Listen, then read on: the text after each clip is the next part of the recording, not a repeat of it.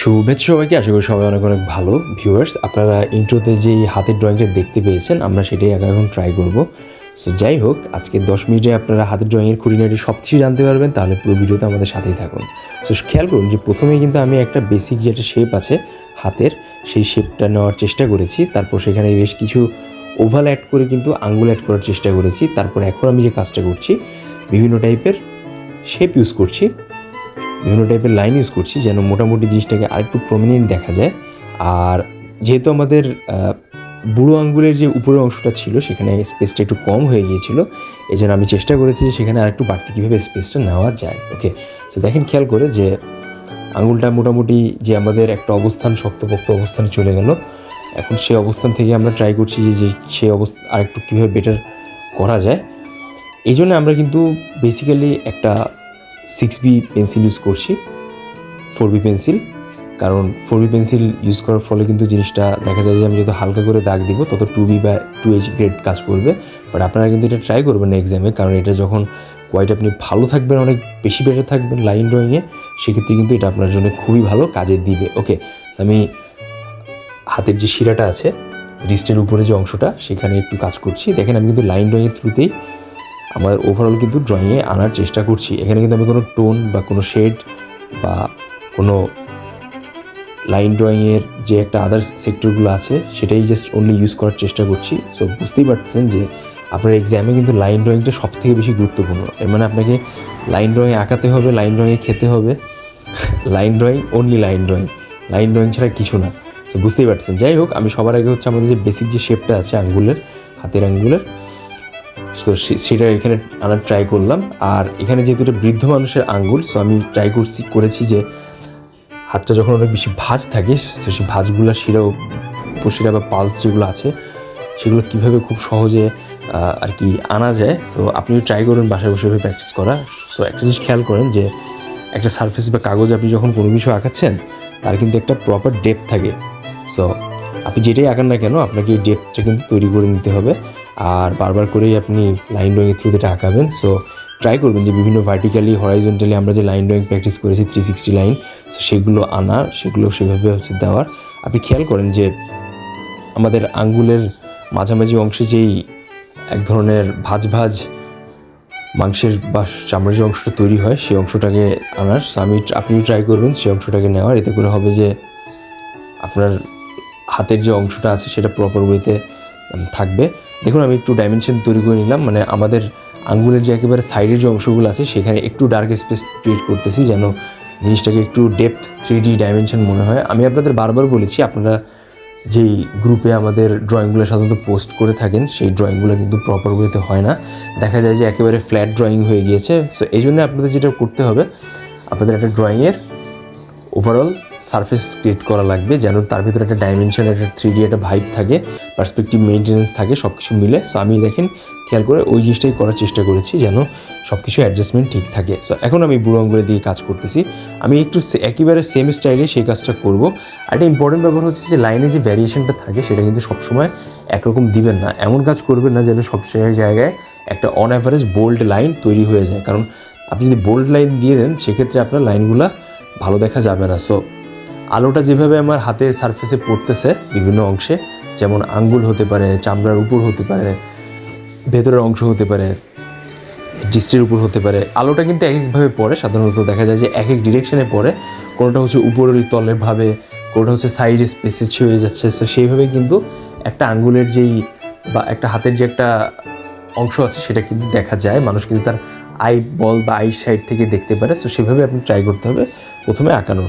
First অ্যাটেম্পে হয়তো এভাবে আপনি আঁকাতে পারবেন না, বাট ধীরে ধীরে যখন আপনি একাধিক হাত বা আঙ্গুল প্র্যাকটিস করবেন, সেভাবে কিন্তু আপনি জিনিসটাকে প্রপার ওয়েতে কমপ্লিট করতে পারবেন। সো আপনি ট্রাই করবেন যেভাবে আঁকানো। সো খেয়াল করেন ভিউয়ার্স, আমি কিন্তু আমাদের যে বাম সাইডের যে অংশটা আছে হাতের, সেই অংশটাকে কিন্তু অল অ্যাভারেজে কিন্তু একটা প্রপোর্শন অবস্থানে নিয়ে এসেছি। এবার আমি আমাদের বাম সাইডের ডান সাইডে যে অংশটা আছে, বাম সাইড থেকে ডান সাইডের অংশটা কাজ করলাম, কিছু লাইন দিয়ে দিলাম, দেন ওই লাইনগুলোকে আরেকটু প্রমিনেন্ট করে নিলাম, যেন জিনিসটাকে আরেকটু ভালো দেখা যায়। সেম টু সেম স্টাইলে আমি কিন্তু লাইনগুলো দিচ্ছি। আপনি খেয়াল করেন যে আমার পেন্সিলে কিন্তু আমি এত বেশি লাইন দিচ্ছি যে প্রত্যেকটা সিঙ্গেল লাইন, ইন্ডিভিজুয়াল অংশ কিন্তু মোটামুটি বোঝা যাচ্ছে।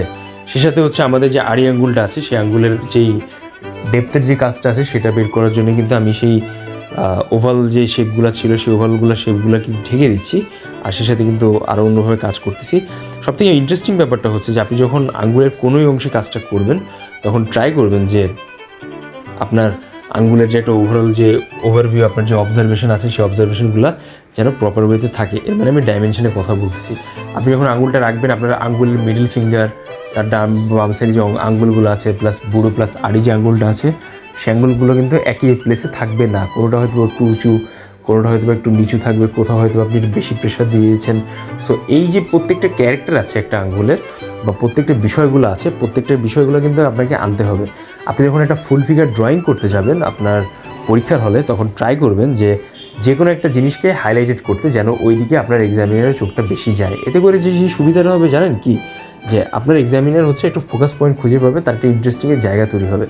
যদি একাধিক এক্সামিনার আপনার খাতাটা দেখে, সেক্ষেত্রে কিন্তু আপনি ওভার বেনিফিটেড পাবেন। সো আপনি ট্রাই করবেন যে হাতের যে আঙ্গুলটা আছে সেই আঙ্গুলটাকে একটু ডিটেলিংস করার, বাট তখন ডিটেলিংস করবেন যখন আপনার হাতে অনেক বেশি সময় থাকবে। But at the first time আপনার কিন্তু ওভারঅল যে একটা বেসিক গ্রামাটিক্যাল অ্যারেঞ্জমেন্ট আছে, আপনার ড্রয়িংয়ের যে বিষয়গুলো আছে, সেই প্রত্যেকটা বিষয়গুলোকে কিন্তু ফুটিয়ে আনা লাগবে, যেন ওই জিনিসটা আলাদাভাবে অন্যরকম জিনিসটা না হয়।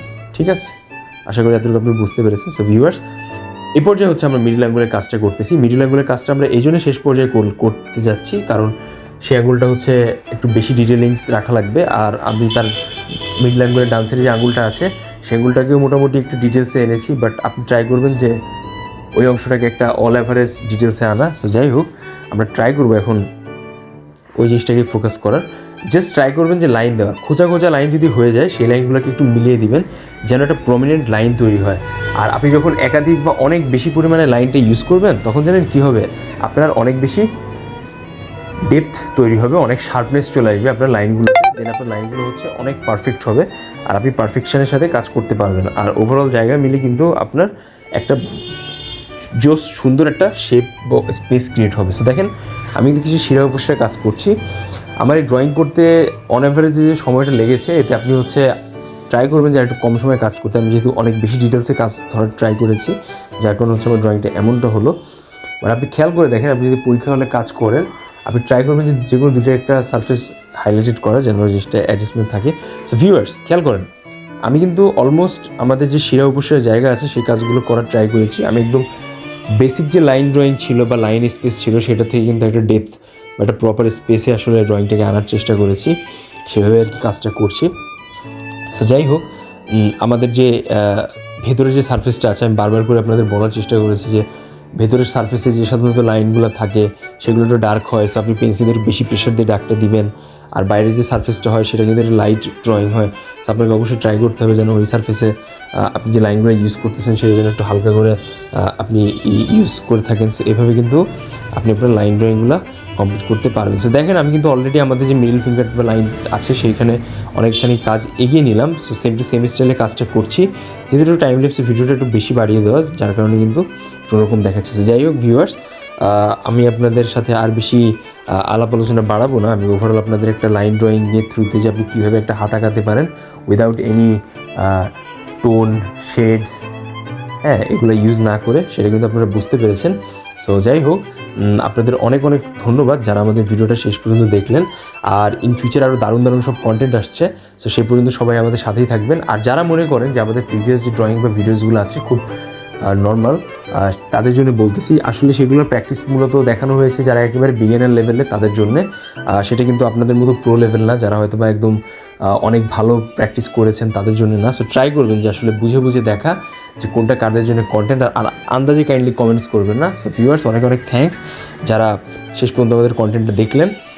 আর যদি নতুন কোনো রিকোয়েস্ট থাকে আপনি কমেন্টস বক্সে জানাতে পারেন যে কী আঁকানো যায় নেক্সট। আর অবশ্যই জানাবেন, আমাদের গ্রুপে অ্যাড হয়ে যান যেন আপনি ইন্ডিভিজুয়াল আপডেটস পেতে পারেন আমাদের কন্টেন্টের। সে পর্যন্ত সবাই ভালো থাকবেন, সুস্থ থাকবেন। আর আমাদের শেষ পর্যন্ত আমাদের হাতটা কমপ্লিট হয়ে গেল। দেখা হবে নতুন কোনো ভিডিওতে। সবার কাছ থেকে বিদায় নিচ্ছি, টাটা।